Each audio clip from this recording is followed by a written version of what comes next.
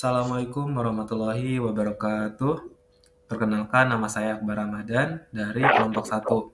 Di sini saya akan membahas tentang fungsi khusus dari matematika diskrit. Nah, yang pertama ada fungsi floor dan ceiling. Fungsi lantai atau floor merujuk pada bagian bilangan bulat non-negatif terbesar yang tidak lebih besar dari suatu bilangan real. Fungsi langit-langit atau ceiling merujuk pada bagian bilangan bulat non-negatif terkecil yang tidak lebih kecil dari suatu bilangan real. Contoh bilangan floor dan ceiling mendekati bilangan kebulatan terdekat, mendapatkan indeks untuk pengindeksan array dalam program, dan lain-lain. Secara sederhana, fungsi floor dari X yaitu membulatkan X ke bawah, dan fungsi ceiling dari X adalah membulatkan X ke atas. Berikut adalah contoh fungsi floor dan ceiling. Fungsi floor ditandai dengan tanda kurung ke bawah, sedangkan fungsi ceiling ditandai dengan tanda kurung ke atas.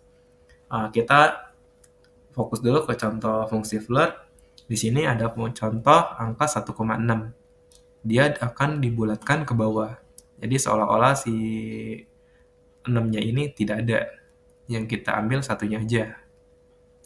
1,6 dibulatkan ke bawah maka jadi 1, 5,8 dibulatkan ke bawah maka jadi 5, 9,4 dibulatkan ke bawah jadi 9, negatif 5,6 dibulatkan ke bawah jadi 6, negatif 0,7 dibulatkan ke bawah jadi negatif 1.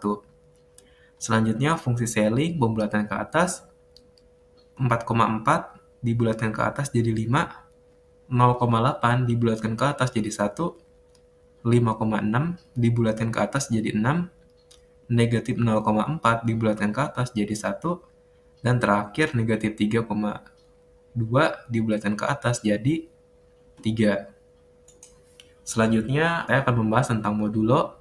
Jadi modulo adalah memberikan sisa hasil bagi dua bilangan bulat. Modulo merupakan operasi penting dalam bilangan matematika diskrit dan digunakan dalam berbagai bidang seperti kriptografi, algoritma hash, dan pembangkitan bilangan acak. Contoh penggunaan modulo function yaitu mencari bilangan ganjil atau genap, menggabungkan angka menjadi alamat IP, dan lain-lain. Nah, berikut adalah contoh fungsi modulo. 29 modulo 7 sama dengan 1. Nah, anggap aja si nilai 1 ini belum kita dapatkan. Cara mendapatkan nilai 1 ini yaitu dengan A sama dengan 29, M sama dengan 7. Dengan rumus A sama dengan MQ tambah R. 29 sebagai A, 7 sebagai modulo. Nah, si Q ini yaitu bilangan yang akan dikali dengan modulo sehingga mendapatkan angka yang mendekati hasil nilai A. Misalkan 7 dikali 4 sama dengan 29. Nah, selisih dari 29 ke 28 yaitu 1. Maka si nilai R-nya sudah kita ketahui. Nah, yang kita cari untuk di sini adalah si nilai R-nya. Jadi 29 modulo 7 sama dengan 1. Selanjutnya kita contoh ke 2, yaitu 30 modulo 4. A sama dengan 30, M sama dengan 4. Rumusnya masih sama, A sama dengan MQ tambah R. 30 sama dengan 4 dikali berapa yang mendekati 30? Di sini nilainya 74 dikali 7 sama dengan 28. Nah, 30 sama 28 selisih angka 2. Jadi, 28 ditambah 2 sama dengan 30. Maka hasilnya adalah 30 modulo 4 sama dengan 2. Nah, sekarang contoh lagi yang ketiga, negatif 25 modulo 7 sama dengan A sama dengan negatif 25, M sama dengan 7. Rumusnya masih sama, A sama dengan MQ tambah R.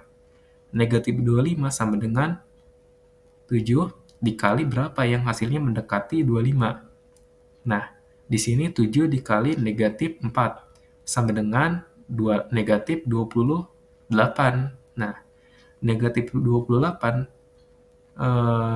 ditambah negatif 25 selisih 3. Maka negatif 25 modulo 7 sama dengan 3. Selanjutnya contoh keempat, 16 modulo 3. A sama dengan 16, M sama dengan 3. Rumusnya masih sama, A sama dengan MQ tambah R. Nah, di sini 16 sama dengan 3 dikali berapa yang mendekati nilainya 16. 3 dikali 5 sama dengan 15. 16 sama 15 selisih 1. Maka 3,5 3 dikali 5 sama dengan 15 ditambah 1 sama dengan 16. Jadi 16 modulo 3 sama dengan 1. Selanjutnya ini contoh ke nomor 5, 3612 modulo 45. A-nya sebagai 3612, M-nya sebagai 45. Rumusnya A sama dengan MQ tambah R. Ini 45 kali berapa yang hasilnya mendekati 3612. 45 dikali 80, hasilnya 3600. 3600 sama 3612 selisih angka 12. Nah, si selisihnya itu berarti isinya 3612 modulo 45 sama dengan 12. Nah, selanjutnya akan dijelaskan fungsi-fungsi lainnya. Kan tadi dijelaskan selain fungsi plur dan Seiling dan fungsi modulo, untuk selanjutnya akan dijelaskan fungsi faktorial. Fungsi faktorial itu apa? Fungsi faktorial itu memberikan hasil perkalian semua bilangan bulat positif dari 1 hingga N. Fungsi faktorial digunakan untuk menghitung berbagai kemungkinan dan permutasi dalam teori kombinatorial dan statistik. Contoh penggunaan fungsi faktorial yaitu untuk menghitung pengaturan objek dan menentukan pulang kejadian atau lain-lain. Nah, untuk contohnya fungsi faktorial itu dengan rumus dia itu menggunakan tanda seru. Misalkan contohnya A memiliki tanda seru. Lalu untuk selanjutnya bilangannya, misalkan faktorial 1. Faktorial 1 itu sama dengan 1. Nah, kalau untuk faktorial 2 itu dikali selanjutnya. Jadi faktorial 2 sama dengan A sama dengan A1 dikali 2. Nah, untuk faktorial 5 sama dengan dikali bilangan sebelumnya. Kan di bilangan 5 itu terdapat 4, 3, 2, 1. Nah, itu dikalikan semua. Jadinya untuk faktorial 5 dikali 4, dikali 3, dikali 2, dikali 1, faktorial 5 sama dengan 120. Nah, untuk operasinya itu terbilang sederhana, jadi hanya tinggal mencari masing-masing bilangannya, difaktorialkan dulu, lalu ditambah, atau dikali, atau misalkan dibagi. Nah, ini untuk contoh kasus selanjutnya, itu ada perkalian. Nah, kan itu ada faktorial 3 dikalikan faktorial 2. Untuk faktorial 3, dicari dulu berapa itu faktorial 3. Nah, faktorial 3 itu 3 dikali 2 dikali 1 sama dengan 6. Lalu untuk faktorial 2 itu 2 dikali 1 hasilnya 2. Lalu untuk 3, faktorial 3 dikali faktorial 2 itu hasilnya 12. Karena 12-nya dari mana? Karena tadi 6 dikali 2. Nah, untuk selanjutnya mungkin akan dijelaskan fungsi eksponensial. Malam, rekan. Selanjutnya adalah fungsi eksponensial. Fungsi eksponensial adalah fungsi dengan bentuk umum f kali x, f tanda kurung x sama dengan a pangkat x dengan a sebagai bilangan real positif. Menggambarkan pertumbuhan atau penurunan yang cepat dan menentukan penerapan luas dalam ilmu alam, ekonomi, dan statistik. Contoh penggunaan eksponensial yaitu pertumbuhan populasi, investasi dengan berbunga-bunga, dan lain-lain. Berikut akan saya contohkan fungsi eksponensial.